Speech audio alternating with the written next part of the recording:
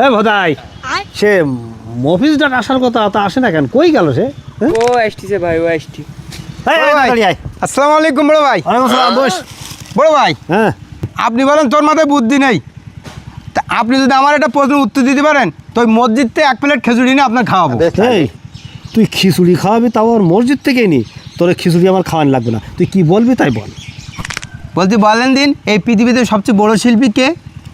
পৃথিবীতে সবচেয়ে বড় শিল্পী, এই শিল্পী তো আছে মনে কর বাংলাদেশের রুনাল্লাহ, সাবিনা হোসেন, ভারতের লতা মঙ্গেশকর, মোহাম্মদ রফি, আরও ওই মাইকেল জ্যাকসন, আরও কত কত, কিন্তু এর মধ্যে বড় কিটা? হয়নি, মাশা। মশা? কোন দেশের শিল্পী?